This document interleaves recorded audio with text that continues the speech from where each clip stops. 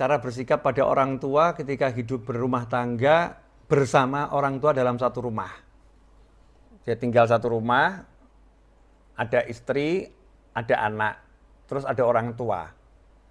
Sikap yang betul bagaimana?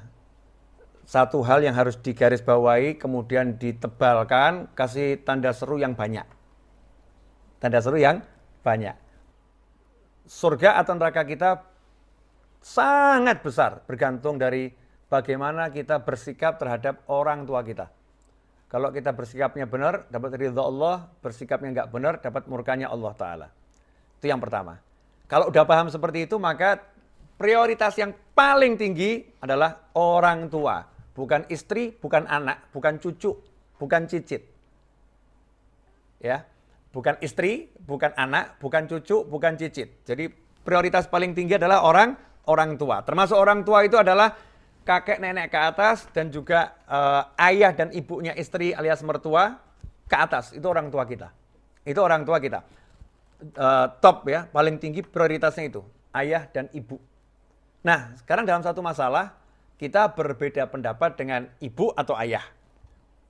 Gimana cara menyikapinya? Simple. Sodorkan perbedaanmu pada Al-Quran, hadis Nabi Muhammad SAW, dan ilmunya para ulama.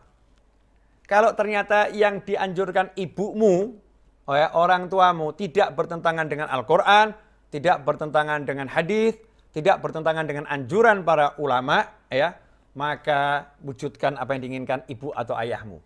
Kesampingkan keinginanmu. Tapi saya pengen keinginan saya terlaksana. Boleh.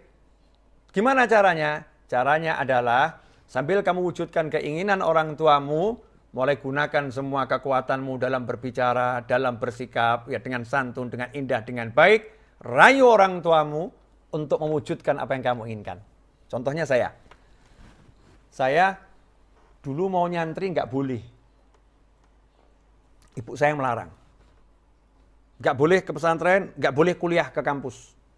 Bolehnya kalau di kota Solo. Keluar dari Solo nggak boleh. Intinya ibu saya mirip Nabi Yakub alaihissalam. Nggak bisa pisah dari anaknya, cinta gitu. Nah sementara saya melihat pengennya kuliah di Bandung atau di Surabaya waktu itu. Karena jurusan yang saya cari, teknik informatika atau ilmu komputer adanya waktu itu yang bagus di ITB atau di ITS, di masa itu ya, di ITB atau di ITS. Berarti udah pupus nih, nggak mungkin saya bisa ke Bandung atau ke Surabaya untuk ke ITB atau ke ITS. Saya turutin ibu saya nggak kuliah. Bayangkan ya, di sekolah itu ya nggak jarang dapat juara 1 atau juara 3, pernah juga juara 20 kan tetap juara ya. EQ di atas rata-rata. Guru-guru saya di sekolah mengatakan, jangan sampai kamu nggak kuliah. Sayang, eman-eman. 1 tahun saya belajar untuk UMPTN saat itu. Tiba-tiba ibu saya ngomong seperti itu. Buat anak itu kan berat. Tapi ya saya pilih ibu saya, karena di situ surga saya. Kampus nggak jamin saya masuk surga. Tapi kalau menurut ibu saya, jaminan dari Allah pasti masuk surga. Ridhollah fi ridhol walidain. Saya ikutin ibu saya. Tapi saya masih pengen belajar. Akhirnya tiba-tiba muncul ide, saya mau ke pesantren. Mau ke pesantren, nggak lama. Kalau kuliah kan harus lama. Ke pesantren sebentar aja.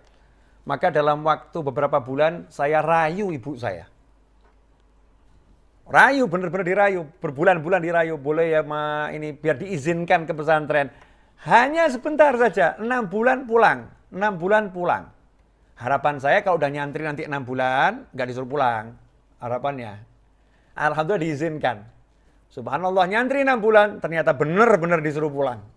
Ya benar-benar disuruh pulang. Waktu saya mau pulang, teman-teman di pesantren mengatakan, oh kamu kalau pulang nanti kualat sama ustadz ini. Kualat sama abuya kamu. Oh kamu akan kena bencana ini.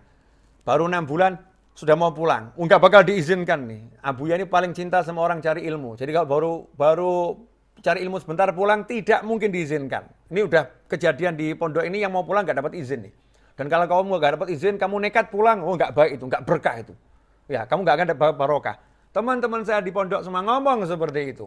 Tapi ibu saya bilang, pulang. Ya saya masuk masjid, sholat sunnah hajat 2 rakaat, minta sama Allah Ta'ala, ya Allah, saya mau ngadep guru saya mau pulang. Hasilnya apa? Subhanallah, guru saya lagi dipijit, ba'dal isya itu. Kemudian ruangan kantornya lampunya dimatikan, gelap, remang-remang saja yang nyala. Pintu kantor dibuka, karena saya minta izin masuk, diizinkan. Terus saya ngomong, ada apa Novel? Dengan berbahasa Arab, terjemahannya seperti ini. Ada apa? Saya izin mau pulang besok. Dipanggil ibu saya, nggak boleh nyantri lagi. Jawaban guru saya, pulanglah. Sudah cukup yang kamu pelajari. Walakal barokah. Dan kamu mendapatkan keberkahan. Dan kamu mendapatkan keberkahan. Itu semua berkat karena tetap kita jadikan top priority adalah orang tua, ibu atau ayah. Prioritas paling utama. Bahkan sebagian ulama mengatakan, kalau kamu mengutamakan anakmu di atas orang tuamu, maka kamu anak yang durhaka. Jadi kalau kita utamakan anak kita ini di atas orang tua kita, kita anak durhaka. Misal ibu sakit, anak sakit. Semua mau dibawa ke rumah sakit. Ibu minta dibawa berangkat rumah sakit dulu, istrimu bilang anak kita dulu. Istrimu bilang anak kita bawa rumah sakit. Ibu sekarang rumah sakit, ibu sekarang rumah sakit. Kalau kita milih anak kita dan kita menjadikan ibu kita nomor 2, maka bukan anak yang berbakti. Karena mengutamakan anaknya di atas orang tuanya. Seharusnya anak engkau di rumah dulu, ibu manggil saya. Maka berangkat ke rumah sakit, antarkan ibunya, baru dia antarkan orang tuanya. Kalau memang harus seperti itu. Kecuali ya ngomong dulu sama ibunya, Bu, ya saya mau antarkan ibu, tapi ini cucu ibu lagi sakit. Boleh nggak saya antarkan anak dulu ke rumah sakit? Tetap prioritas di hati adalah orang tua. Selanjutnya kalau mau ngantar anak, tanya dulu sama ibunya. Ya, tanya sama ibu kita bagaimana seharusnya. Ini tetap dalam Islam seperti itu, Allah ngajarkan seperti itu. Kalau kita ikutin aturan Allah ini, hasilnya bagus. Buang akal kita, ya hasilnya bagus.